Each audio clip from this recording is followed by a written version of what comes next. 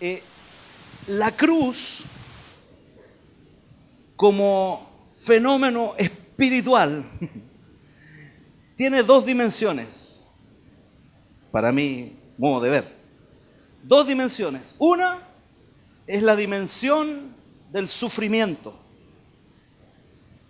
Cuando leemos los evangelios y Jesús se refiere a la cruz, siempre la cruz está asociada en lo que Jesús habla acerca del sufrimiento. Por ejemplo, Mateo 10:37 al 39 dice: el que quiere a su padre o a su madre más que a mí, no es digno de mí. El que quiere a su hijo o a su hija más que a mí, no es digno de mí. Y el que no toma su cruz y me sigue, no es digno de mí. El que encuentra su vida, la perderá. Y el que pierda y el que la pierda por mi causa, la encontrará. Entonces esto de tomar la cruz y seguirle tiene esta dimensión de que el que pierde su vida la encuentra, y el que la encuentra la pierde. Es una paradoja, ¿no es cierto? Pero ¿qué quiere decir esto? Que todas aquellas cosas que de alguna manera afirman tu identidad y que no son Dios, tú y yo necesitamos tener una actitud de desprendimiento de esas cosas. ¿Me siguen?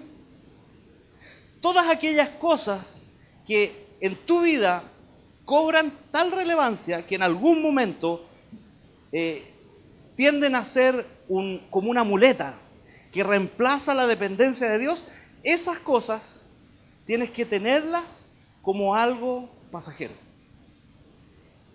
No como contarlas como algo permanente.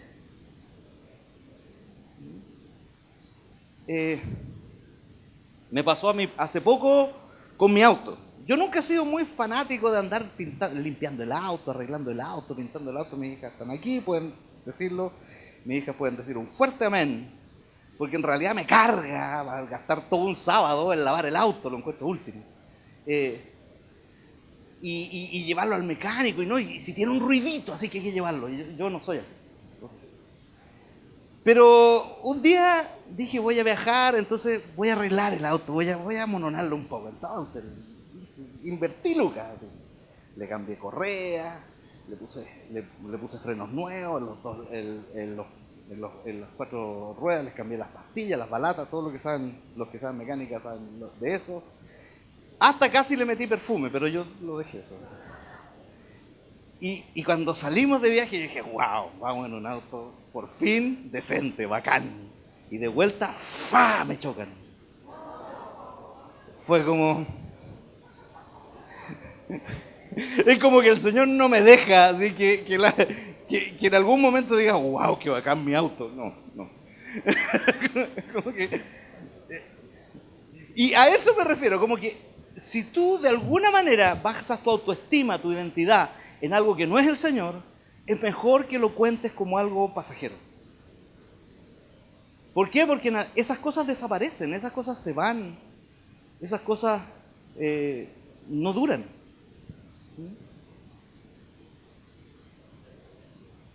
Señorita, si tú miras a ese joven maravilloso, precioso, que tú lo ves así como con ojos de Billy Graham y mirada de Schwarzenegger, piensa que esos músculos en algún momento van a estar acá. Y piensa que esa hermosa cabellera puede en algún momento no estar.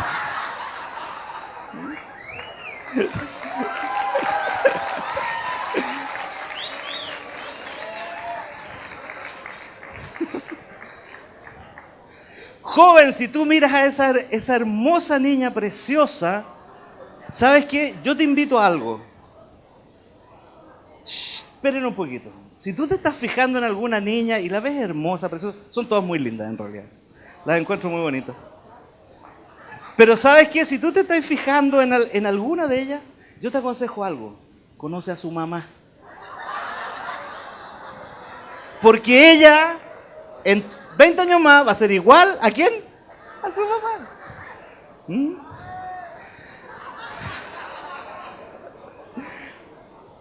¿A qué me refiero con esto? ¿A qué me refiero con esto? Que nosotros no podemos poner nuestra mirada en las cosas que son pasajeras, queridos. Porque esas cosas pasan. Esas cosas se van. No puedes poner tu mirada en la casa, en la carrera, en la familia. No puedes poner tu mirada en el Mac. Amén. Poco amén. Porque eso no es tu identidad. No es lo que tú eres, no es lo que yo soy. Mi identidad está en Cristo. Y en nada más, y en nadie más. En la cruz encontramos identidad. Y este es el aspecto del sufrimiento. El aspecto del sufrimiento quiere decir con que las cosas, la vida, la salud, la belleza, el dinero, la carrera, son cosas muy relativas y cambian con el tiempo y van y vienen, porque la vida es así. No podemos basar nuestra seguridad en estas cosas. Vamos a leer otro versículo, Juan 19, 17. Dice, Jesús, este es el momento de la crucifixión, dice, Jesús salió cargando su propia cruz hacia el lugar de la calavera.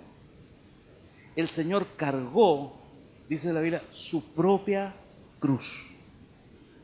Su propia cruz. Y nosotros, ¿qué es lo que dice la Biblia? Dice, lleven mi yugo sobre ustedes, porque mi yugo es fácil y ligera es mi carga. ¿A qué se refiere con el yugo? El yugo se refiere a mis carencias, a tus carencias, a las cosas que a ti te faltan y que tú sabes que te faltan y que quisieras tener, pero no las tienes. El yugo se refiere a los afectos que tú tanto quieres y no los obtienes todavía. Y el Señor dice, carga tu yugo. A los malos hábitos que de repente te condenan y te echan para abajo y tienes que enfrentarlos una y otra vez para salir victorioso. Esas cuestiones son parte de lo que se llama el yugo, en el sentido de que tú pones estas cargas sobre el Señor y te dice, carga mi yugo, dice el Señor, porque mi yugo es fácil. ¿A qué se refiere con estas cosas que a ti de alguna manera te molestan o sientes que son un impedimento en tu caminar con Dios? Acuérdense de esto, el yugo se refiere a cosas que tú cargas. El Señor Jesús cargó con todos tus pecados y todos los pecados de todos nosotros y de toda la humanidad. Y tú cargas con los tuyos. Tú tienes que enfrentar los tuyos. Por eso tu yugo es fácil. ¿Ya? Si tú piensas, oh, qué difícil lo que me ha tocado vivir, sabes que tu yugo es fácil en comparación a lo que el Señor llevó. Y es más, el Señor te dice, pon tu yugo. Deja tu yugo delante de mí y yo te voy a dar el mío. Porque el mío es fácil. Porque tiene que ver contigo. Por eso yo no puedo decir, no sé, Señor, perdona los pecados del pastor Esteban, Señor. Qué cosa más terrible lo que... No, porque no es mi yugo. Yo tengo que pedir perdón por mis pecados. Y el pastor Esteban por lo suyo. Tú tienes que pedir perdón por lo tuyo. No por lo que hicieron otros. Por eso tener una relación con Dios es tan directo, es tan hacia la persona, porque de alguna manera Dios interpela a ti, interpela a tu corazón, no al de otro. Por eso también no es bueno echarle la culpa a otros de los pecados propios. Amén. Es que yo soy flojo porque yo estudié en un liceo terrible. No. El que es flojo. Y asuma los pecados propios. Lleve su yugo, no lleve el yugo de otro. No le eche la culpa al papá, a la mamá. No. Lleva el yugo del Señor. Cargue mi yugo, dice el Señor.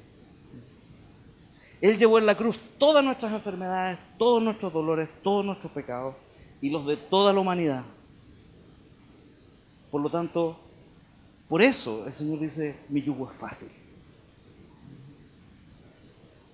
Estamos en la dimensión del sufrimiento. Jesús siempre habló de la cruz en relación al sufrimiento. San Pablo, el apóstol San Pablo también habló de la cruz en relación al sufrimiento.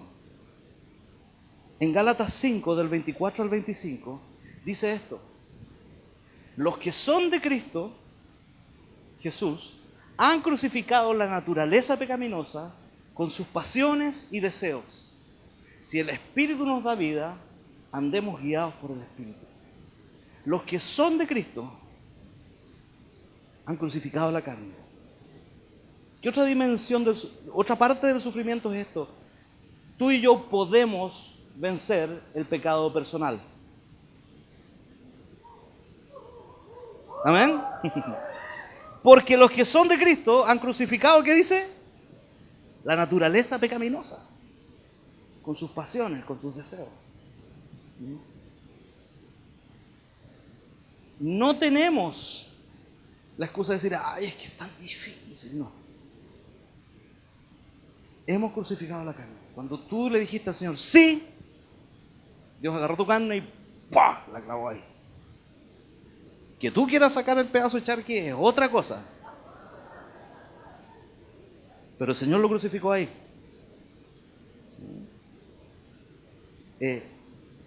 Los que son de Cristo han crucificado la carne. La otra cosa que tiene que ver con el sufrimiento en la cruz es que la cruz es un instrumento de separación. San Pablo en Gálatas también dice algo así.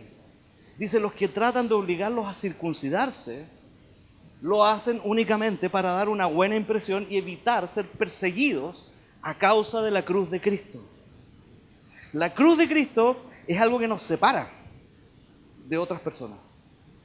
¿Por qué? Porque la cruz de Cristo tiene que ver con el insulto del Señor que Él llevó por nosotros y que no tiene que ver en nada conmigo.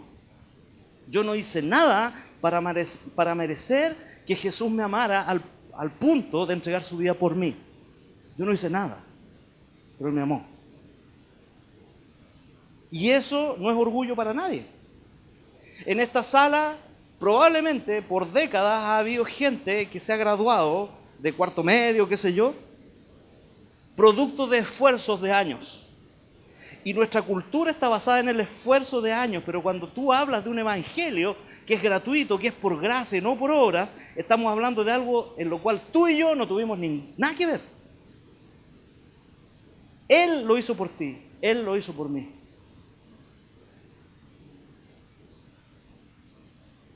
Y la gente te va a decir, es que tú eres tan bueno, no eres igual a tus compañeros.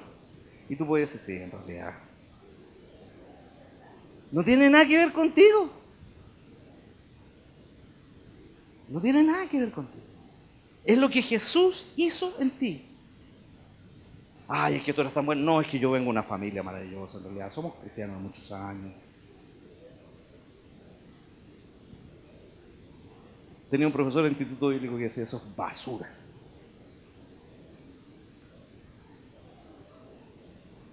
Porque no tiene nada que ver contigo. No tiene nada que ver conmigo, no tiene nada que ver con tu trasfondo familiar, no tiene nada que ver con quiénes fueron tus padres o quiénes no fueron. Tiene que ver con que Él te amó y dio a su Hijo por ti.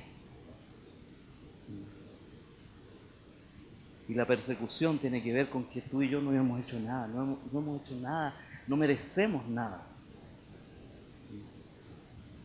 Por eso a veces un poco me incomoda esto cuando como pastor de repente me dicen, pastor, dame consejería porque mi autoestima está tan baja. La verdad es que esa no es nuestra labor como pastores, levantarles la autoestima a ustedes. En realidad nuestra labor como pastores es dejarles la autoestima por el suelo para que entiendan de que en realidad no es por ustedes.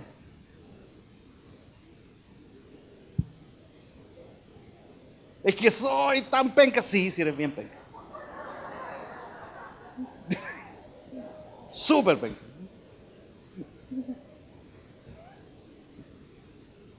Eso es lo que dice la Biblia, ¿no? Dice, todos estábamos perdidos y no merecíamos la gloria de Dios. Eso en griego es la penca. Todos éramos penca. ¿Se dan cuenta? Lo que les estoy diciendo un poco es como para que nos ubiquemos. Porque en realidad no hay nada en nosotros que nos haga merecer el amor de Dios. No hay nada en nosotros que nos haga merecer la unción. Que Dios te use para sanar a un enfermo no tiene nada que ver contigo. Amén. Tiene que ver con lo que Cristo hizo nomás. Él es el sanador, nosotros no. Yuhu. Si le hablas del evangelio a una persona y esa persona se convierte, ¿sabes qué? ¿Quién lo convenció? El Espíritu Santo. Amén. Pero no tiene nada que ver contigo.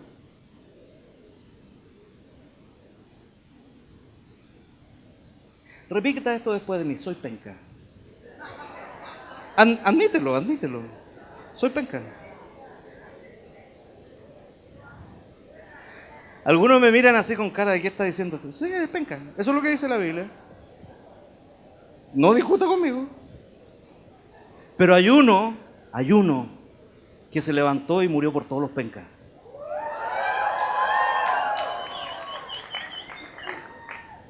De los cuales yo soy el primero. Amén. Amén. Esta es la parte que de la cruz que nosotros tenemos que asumir y que tenemos que entender. Cuando Jesús habló acerca de la cruz, no habló de wow, qué bacanes somos. Habló de sufrimiento. Habló de que Él le dijo a sus discípulos, en el mundo tendrán aflicción, pero confíen, yo he vencido el mundo. Tendrán aflicción. No hay ninguna buena noticia, ¿qué quieren que les diga? Pero confíen, porque Él ha vencido al mundo. Él ha vencido al mundo. La otra dimensión de la cruz, y es la que nos gusta a todos, la que encontramos más bacana, es la dimensión del gozo. ¿Cierto? La dimensión del gozo. La cruz tiene una dimensión del gozo. Jesús siempre habló en términos de que la cruz producía sufrimiento. El que quiera seguirme, tome su cruz y sígame. Cuando hoy día lo hablamos esto en el taller, cuando Jesús hizo el milagro de la alimentación de los 5.000, dice la Biblia que lo levantaron en andas para hacerlo rey. Y Jesús les dijo, ¿saben qué? Bájenme, porque en realidad lo que tienen que hacer ustedes es comer mi carne y beber mi sangre. Si no, no pueden ser mis discípulos. Y todos los judíos les dio el soponcio, como, ¡ah! Porque eso es canibalismo. Así lo pensaron. Así lo pensaron. ¿Se dan cuenta? Jesús siempre, y no se la hizo fácil. Pero la otra dimensión de la cruz es la dimensión del gozo. Y cuando uno lee las cartas de San Pablo, empieza a encontrar esto. Empieza a darse cuenta. Este otro lado de la cruz. Es como si la cruz la diéramos vueltas. Tiene dos dimensiones. Una, qué buena, esta se me está ocurriendo ahora.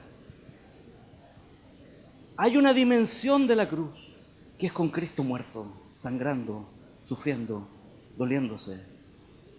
Pero hay otra dimensión que es la cruz vacía, con Cristo resucitado y la tumba vacía. Oye, si quieren dar un aplauso, aplaudan decentemente. Amén. Amén.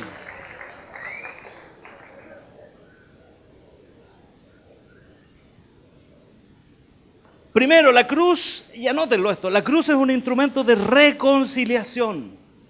En la cruz podemos construir unidad con mucha gente que piensa distinto.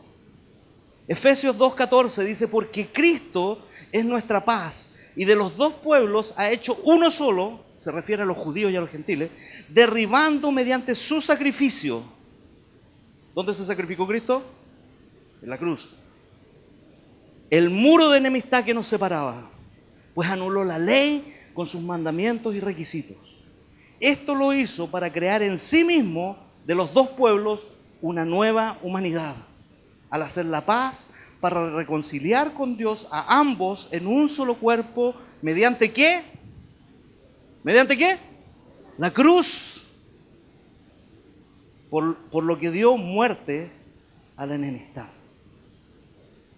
Lo que te une a tu amigo o a tu amiga que está sentado al lado tuyo, no es que van a la misma iglesia, es la cruz. No es que les gusta el mismo equipo de fútbol, es la cruz. No es que una usa Victoria's Secret y la otra usa no sé qué otra cosa. Es la cruz. Es la cruz. La cruz es la que nos une a los unos a los otros. Jóvenes y viejos, niños y jóvenes, ancianos, educados y no educados. Nos une la cruz. Y en ese sentido, ¿saben? La iglesia, y me refiero a la iglesia como la congregación a la que ustedes van, es el gimnasio relacional mejor de todo el universo. Porque encuentra gente absolutamente diferente, ¿sí o no? ¿Se han dado cuenta? Cuando tú vas a grupos pequeños y encontráis, no sé, una mamá con cabros chicos, encontráis a una persona sola, encontráis a un anciano, encontráis gente perfumada, gente de onda, ¿sí o no? De izquierda, de derecha, de la U, del Colo, rubios, morenos, los pelados, los guatones. ¿Se dan cuenta? Encuentras de todo tipo de gente. ¿Y dónde nos encontramos? ¿A dónde nos encontramos? En la cruz. Lo que hay de común en ti y en mí es la cruz. Es que Jesús murió por ti y por mí. Puede que tengamos un montón de diferencias, chiquillos, pero nos encontramos en la cruz. ¿Qué te hace cercano a los de la iglesia en la esquina? La cruz. ¿Qué te hace cercano a los pentecostales que salen con su guitarra y con la cinta? La cruz. Sí. La cruz. Jesús murió por todos nosotros. En la cruz también tenemos espacio suficiente para humillarnos. Y eso es una bendición. Hay espacio suficiente para humillarnos. Hay espacio suficiente para decir, ¿sabes qué? Le embarré, perdona. Amén. Cuando te equivocas, hay espacio suficiente para decirle, embarré, perdóneme. Por la cruz. El problema es que nuestra sociedad exitista no admite de que yo diga me equivoqué. Pero en la cruz sí.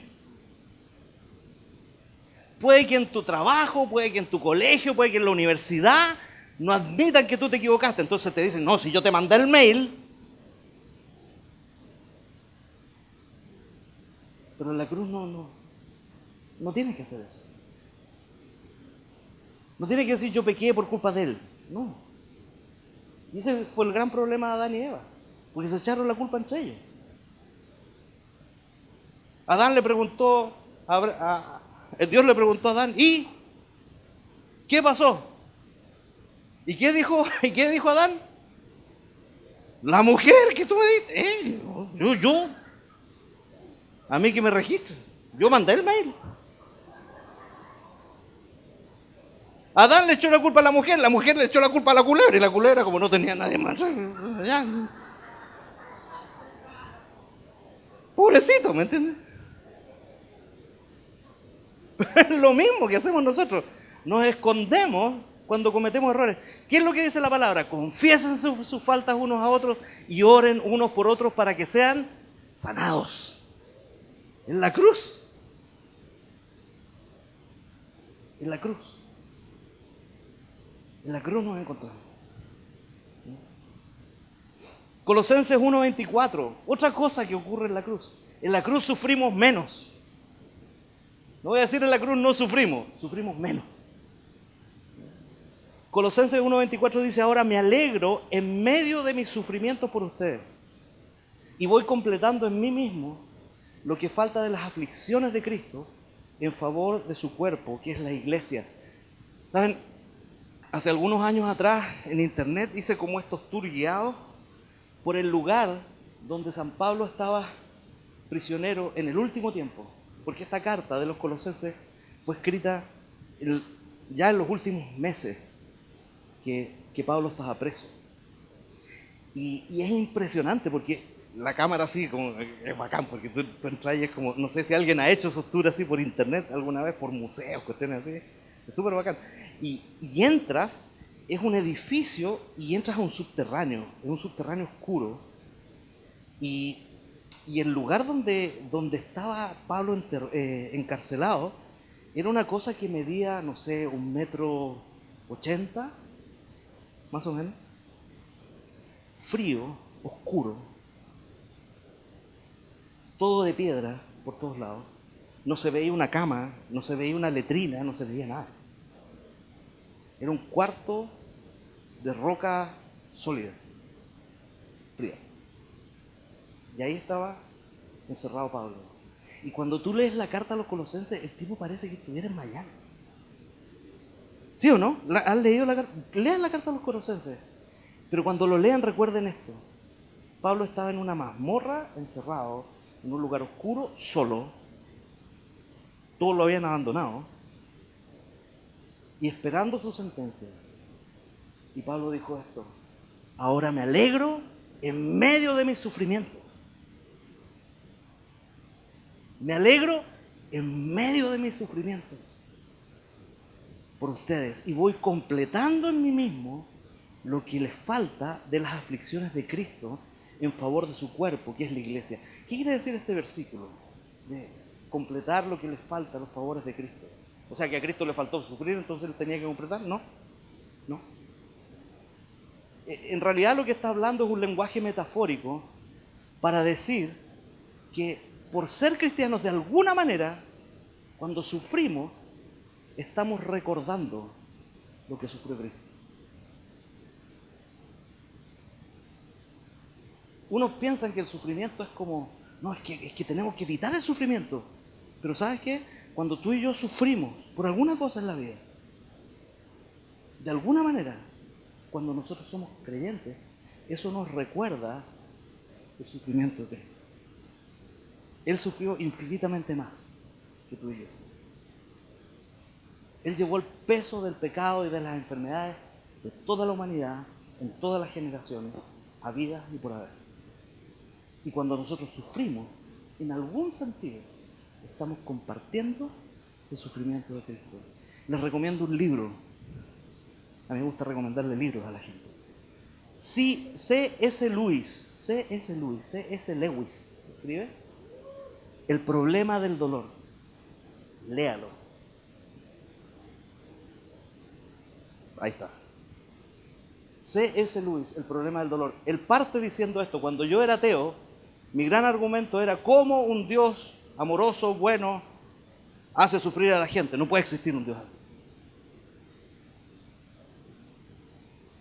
Y él empieza a hablar de cómo a través del dolor él se volvió a Cristo. Léalo, es un libro espectacular. Se escribió hace... Ni tú ni yo estábamos cuando lo escribí. En esos años, imagínate.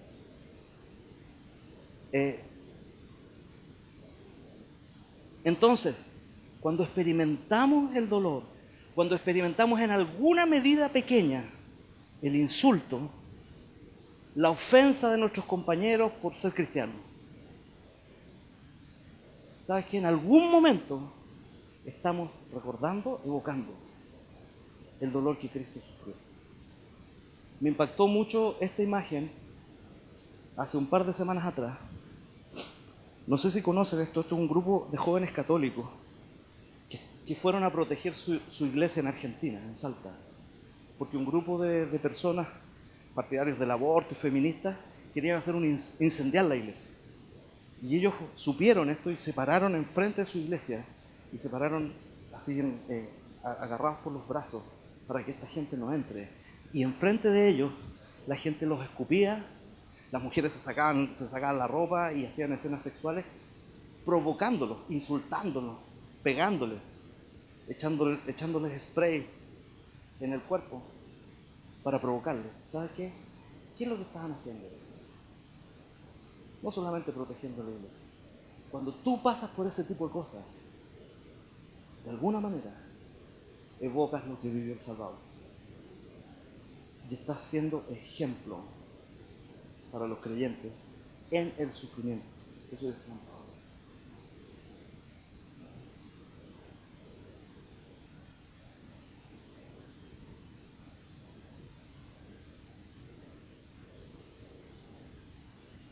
La persecución. Y en Chile los cristianos estamos siendo cada vez más perseguidos. Poco a poco, ¿sí o no?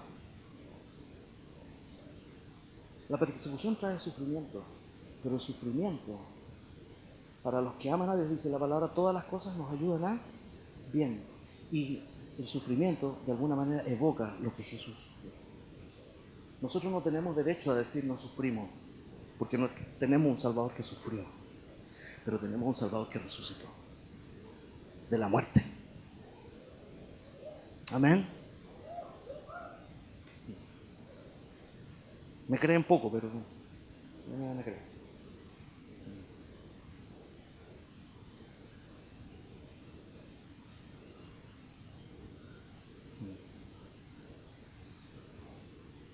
Cuando tú dices yo soy cristiano, por eso no hago esto. Cuando tú dices, ¿sabes qué? Yo no soy cristiano, yo no voy a participar de mentirle a la gente. Yo no voy a hacer eso. Estás escogiendo sufrir con eso. Y hoy día me impactó, estaba leyendo una parte del libro de Daniel. No sé si se acuerdan, esto es una historia del Antiguo Testamento. Cuando Daniel vivió en Babilonia, el rey Nabucodonosor mandó a hacer una estatua en su honor y pidió que al toque de una trompeta todo el pueblo se inclinara y adorara la estatua de Nabucodonosor. Eso se llama ser megalomaníaco. Eso se llama ser narcisista. Es un narcisismo así, pero exacerbado, lo de Nabucodonosor. Que todos me adoren. Mira, increíble. Y Daniel decidió abiertamente violar el mandato del rey, porque él no se iba a inclinar frente a esa estatua. Y dice la Biblia que a la hora de que tocó la trompeta para que todos adoren la imagen de Nabucodonosor, Daniel abrió las ventanas y se inclinó y adoró al Señor y al Dios de Israel mirando hacia Jerusalén. ¿Se acuerdan de eso? Y ahí llegaron los típicos chupamedias de los reyes. Y dijeron, Daniel, y ahora está violando tu mandato. Y Nabucodonosor, Nabucco, como era narcisista, lo mandó a llamar al templo y le calentó el horno y le dijo, inclínate o si no te cocino como un pollo a los pies. Eso dice la Biblia en el hebreo.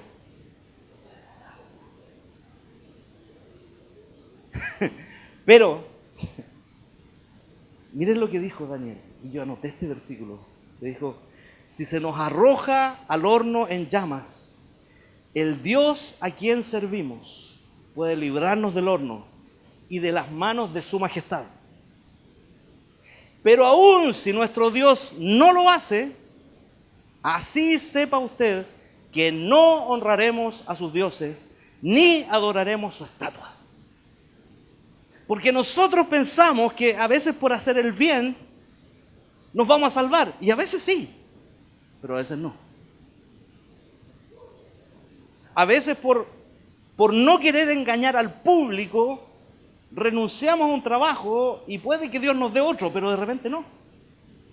De repente puede que pasen un par de meses en que estés así como... Puede ser. Y me encanta esta frase de Daniel. ¿Sabes qué? El Dios que servimos nos puede librar del horno tuyo. Pero si no nos libra, quiero que sepas que no lo vamos a hacer. ¡Wow! ¿Cuántos jóvenes valientes tenemos aquí?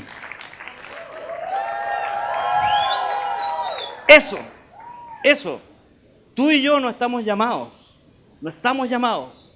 a vivir una vida de cristianos, por si acaso, como pidiendo permiso para respirar. Dios ha levantado a esta generación para que sea luz. Para que sea luz. Aunque en esa luz se queme. Ya.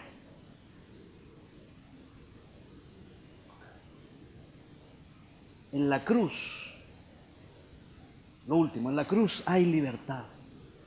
Colosenses 2:14 dice, sin embargo, Dios nos dio vida en unión con Cristo al perdonarnos, ¿cuántos pecados? ¡Oh!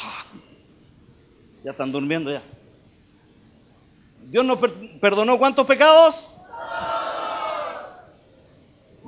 ¿No lo alegra eso a usted? Bueno, yo soy más viejo, he pecado más, pero a mí me alegra por eso. Dios nos dio el perdón de todos nuestros pecados. Todos.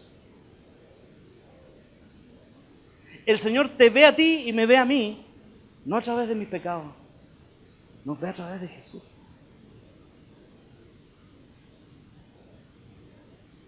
Él ve a Rodrigo y no ve a Rodrigo, ve a Jesús. Él ve a David y no ve a David, ve a Jesús. Él ve a Samuel y no ve a Samuel, ve a Jesús. Porque te ve limpio, te ve limpia, no importa lo que haya sido.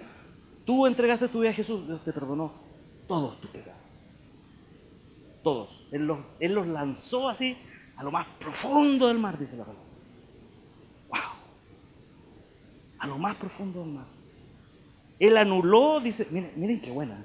Dice, y al anular la deuda que teníamos pendiente por los requisitos de la ley, Él anuló esa deuda que nos era adversa, clavándola ¿dónde? En la cruz. En la cruz. Tú le debías mucho al Señor.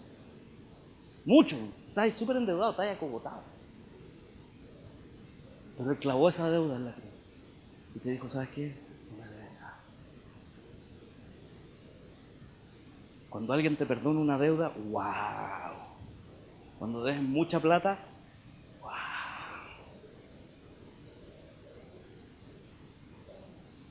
Eso es lo que Jesús hizo por nosotros. Toda la deuda que teníamos, Él la pagó. Y termino con este versículo, Hebreos 11, 32 al 40. Dice, ¿qué más voy a decir? Me faltaría mucho tiempo. Este es el salón de la fama de la fe. Sí, Hebreos 11. Léalo, es un capítulo largo, voy a leer solamente 8 versículos. Dice, ¿qué más voy a decir? Me faltaría tiempo para hablar de Gedeón, Barak, Sansón, Jefté, David, Samuel y los profetas, los cuales por la fe conquistaron reinos, hicieron justicia, alcanzaron lo prometido, cerraron bocas de leones, apagaron la furia de las llamas y escaparon del filo de la espada, sacaron fuerzas de flaqueza, se mostraron valientes en la guerra y pusieron en fuga ejércitos extranjeros. Hubo mujeres que por la resurrección recobraron a sus muertos. Otros, en cambio, repita conmigo esta frase, otros en cambio, fueron muertos a golpes, pues para alcanzar una mejor resurrección no aceptaron que los pusieran en libertad. Otros sufrieron la prueba de burlas y azotes, e incluso de cadenas y cárceles. Fueron apedreados, aserrados por la mitad, asesinados a filo de espada, anduvieron fugitivos de aquí para allá, cubiertos de pieles de oveja y de cabra, pasando necesidades, afligidos y maltratados. El mundo no merecía gente así. Anduvieron sin rumbo por desiertos y montañas, por cuevas y cavernas. Aunque todos obtuvieron un testimonio favorable mediante la fe, ninguno de ellos vio el cumplimiento de la promesa. Esto sucedió para que ellos no llegaran a la meta sin nosotros, pues Dios nos había preparado algo mejor. ¡Wow!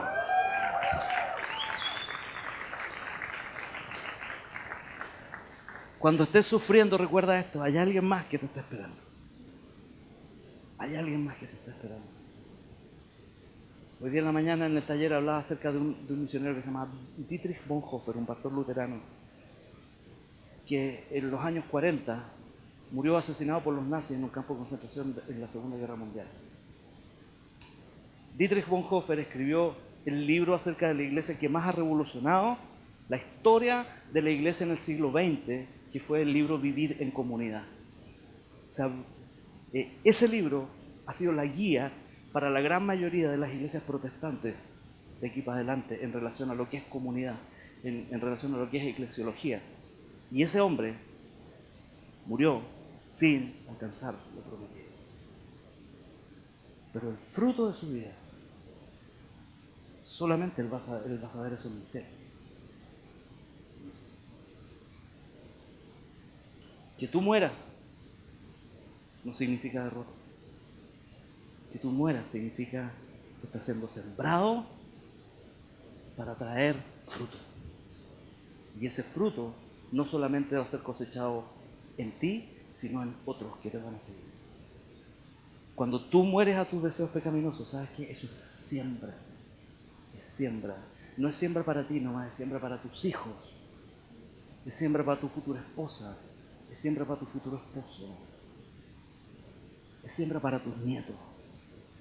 Quizás tú no recibiste una herencia santa de parte de tu familia, pero cuando tú mueres a ti mismo, a ti misma, a tus propios deseos, estás sembrando para otros. Tú no estás aquí solamente por ti. Tú estás aquí por los que están al lado tuyo y por los que vienen. Los que vienen después de ti. Por eso, el que quiera ser mi discípulo, dice la palabra, tome su cruz cada día y sígame. ¿Tú quieres tomar la cruz? ¿Quieres sembrar en la vida de otros? Y que cuando te vayas de esta tierra todavía haya otros que coman del fruto de tu vida. ¿Quieres eso? Yo quiero eso. Yo quiero eso y quiero invertir mi vida en eso. Porque cuando yo me vaya de aquí no me voy a llevar nada. Cuando tú te vayas de aquí no te vas a llevar nada. Ni el título, ni una cuestión. Todo se va a podrir. Alguna vez yo le dije, Señor, yo me he esforzado tanto, he trabajado tanto. ¿Qué me vas a dar al final? Y yo me dejo un cajón lleno de gusanos. No hay nada más. Pero cuando tú siembras en otros, cuando tú siembras en tu vida para que otros sean bendecidos, no estás sembrando su mente. Por eso, si el grano de trigo no cae en la tierra y muere, no puede llevar fruto. Solamente si el grano cae a la tierra y muere, lleva fruto. Los quiero pedir que se pongan de pie, por favor.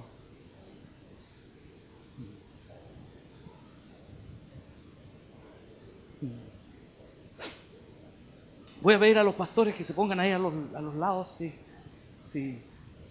Y quiero pedirle a los músicos, brevemente, que cantemos una canción, si podemos. Si bien, ¿hay músicos? ¿Ah? ¿Cómo quieran? Solo quisiera que por un momento inclinemos nuestro rostro. Cierren sus ojos. ¿A cuántos Dios les habló hoy?